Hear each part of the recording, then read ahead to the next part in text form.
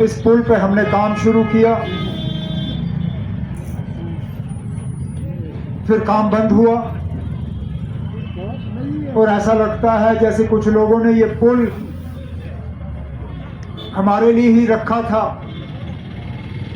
कि इंशाल्लाह दोबारा नेशनल कॉन्फ्रेंस की हुकूमत बनेगी, दोबारा मुबारक गुल साहब ईदगाह के एमएलए होंगे और इस पुल के ईदगाह के तरफ नूरबाग में एक प्रोग्राम के तहत नेशनल कॉन्फ्रेंस की हुकूमत में ही 14 साल बाद इस पुल का रिबन कटेगा और यह पुल लोगों के इस्तेमाल के लायक होगा। और यही हमारी बदकिस्मती है। इतना सारा कुछ हमें कहा गया था 6 साल पहले कि 370 ये जम्मू कश्मीर की तरक्की में रुकावट है, इसको हटाएंगे तो जम्मू कश्मीर में तरक्की होगी। कहा था कि यूटी बनने में जम्मू कश्मीर के काम में और तेजी होगी। आज यहां तक के एक जिम्मेदार शख्स ने मुझे सलाह दी कि यूटी और स्टेटहुड पे लोगों को बेवकूफ मत बनाओ, अपना काम करो। लेकिन ये पुल उस बात का सबूत है कि इन लोगों ने झूठ और धोखे के अलावा हमें और कुछ नहीं दिया। जो काम हमने 2014 में छोड़े वो काम वहीं के वहीं रहे। मैं जहां जहां जाता हूं वही देखता हूं, चाहे वो पुल हो, चाहे सड़कें हो, चाहे अस्पताल हो, चाहे स्कूल हो। आज मेरे काबिना के साथी सकीना यत्तू साहब ने असेंबली में एक सवाल के जवाब के सिलसिले में यही कहा कि डिग्री कॉलेजों के ऐलान हुए लेकिन डिग्री कॉलेजों के बिल्डिंग नहीं बने, उनके कोर्स शुरू नहीं हुए। यहां जमीन रखी गई, नए जवानों के प्लेग्राउंड के लिए प्लेग्राउंड नहीं बने। यहां जमीनें रखी गई, शॉपिंग कॉम्प्लेक्स के लिए बने नहीं। और फिर हमें कहा जाता है कि आप लोगों के काम करो, लोगों को धोखे में मत रखो। अरे जनाब, अगर हमें धोखे में रखना होता तो जो 11 साल इस पुल के लिए आपने लोगों को इंतजार करवाया हो था, 11 साल और लगते।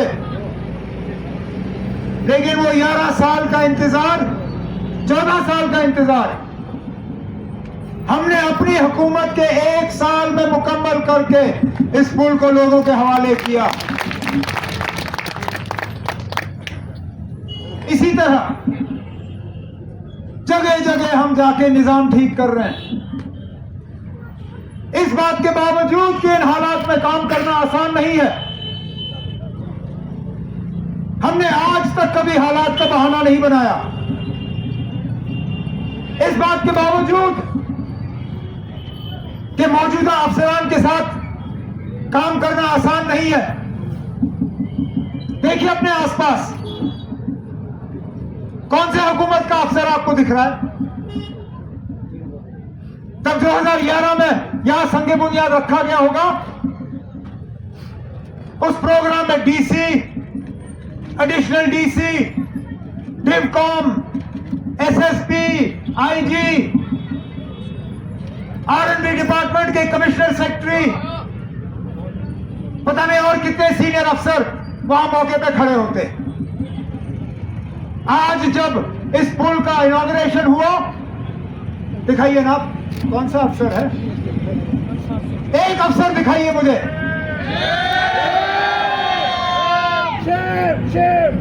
हमें कहा जाता है कि काम करो, बहाने मत बनाओ। हम बहाने नहीं बनाते जनाब। इन मुश्किलात के बावजूद जो आप हमारे रास्ते में डालते हो, हम अपने काम को अंजाम दे रहे हैं। इस बात के बावजूद कि बार बार हमारे रास्ते में रुकावटें पेश की जाती हैं, जेकेएस का अफसर जो मेहनती हो, जो काम करने वाला हो, जो इलेक्टेड गवर्नमेंट के साथ चलने के लिए तैयार हो, उनको उठा के लद्दाख भेजा जाता है। अरे ना, 6 साल हो गए अब लद्दाख के यूटी बने हुए, क्या आज भी कश्मीर का अफसर जाके वहां काम करेगा? लद्दाख के लोग आज कहते हैं कि बेरोजगारी है। लद्दाख के लोग, उनको रोजगार नहीं मिलता।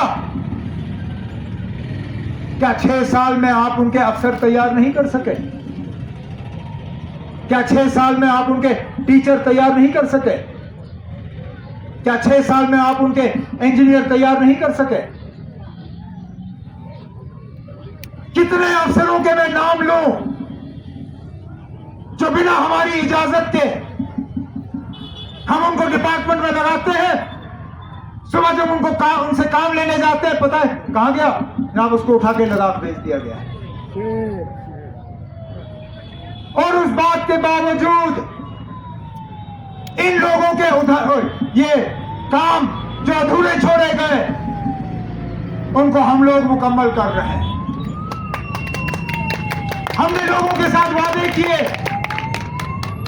ये सोचते हुए कि जम्मू कश्मीर की माली हालत अब सुधार रही होगी, अब ठीक होगा, अब मरकज से पैसे मांगने की जरूरत नहीं होगी।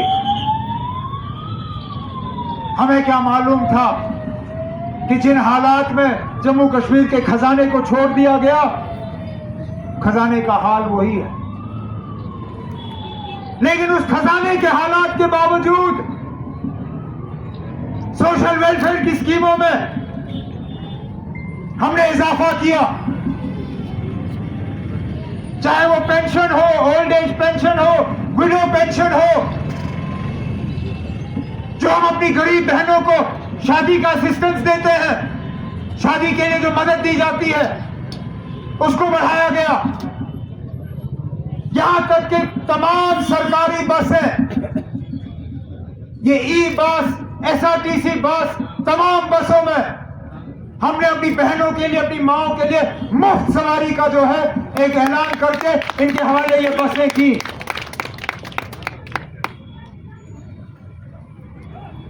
बिजली के निजाम को बेहतर, पिछले साल सर्दियों में कोशिश रही कि मौसम के बावजूद बिजली के सप्लाई में कटौती कम हो, कट कम रहे। और सबसे बड़ी बात, जो लोग हमसे कहते हैं कि बहाने मत बनाओ, काम करो, मैं आपसे पूछता हूं, क्या किया आपने श्रीनगर शहर को सैलाब से बचाने के लिए?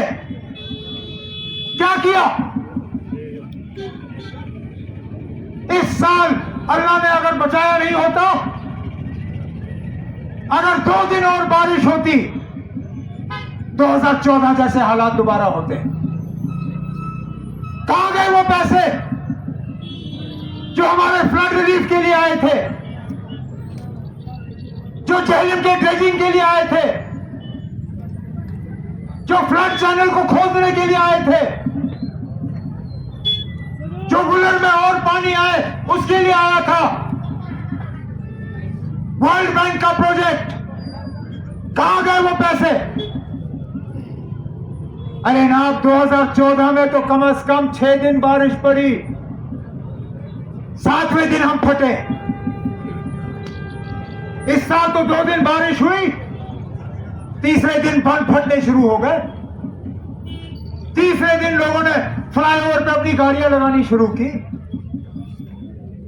यहां ऊपर झेलम के किनारे जो मकान है, मकानों के अंदर पानी घुसना शुरू हो गया था। अरे ना, मशवरा देना बहुत आसान है, पहले ये बताएं ना हुआ क्या हमारे साथ।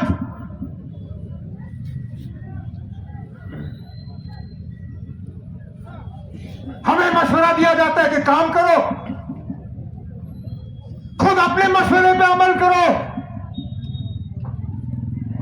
आज जो तबाही और बर्बादी हम देख रहे हैं, आज जो बेरोजगारी, जो जीएसटी की कमाई में कमी, जो हमारे होटल खाली पड़े,